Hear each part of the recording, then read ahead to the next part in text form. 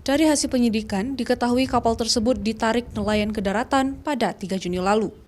Kapal itu ditemukan di Samudra Hindia wilayah Barat Aceh atau 50 mil dari kota Banda Aceh. Polairut Polda Aceh juga telah memeriksa sejumlah saksi yang mengetahui keberadaan kapal itu di laut, seperti nelayan di Aceh Barat dan Nagan Raya, serta memeriksa nelayan yang menarik kapal tersebut. Direktur Polairut Polda Aceh Kombes Pol Jemi Rosdiantoro mengatakan, dari penyidikan kapal itu merupakan kapal milik nelayan karena ditemukannya jaring ikan dan ikan yang telah busuk di dalam kapal. Pihak Polairut juga telah melakukan konsultasi dengan Kedutaan Perwakilan Negara Sri Lanka yang ada di kota Banda Aceh untuk mendapatkan keterangan lebih lanjut tentang kepemilikan kapal Sri Lanka itu. Ada beberapa orang yang sudah kita periksa. Yang pertama yang menemukan kapal itu sendiri kita periksa.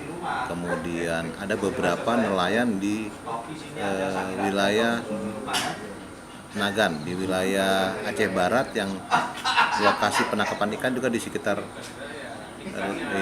Samudra Hindia. Nova Misdayanti, Kompas TV, Banda Aceh.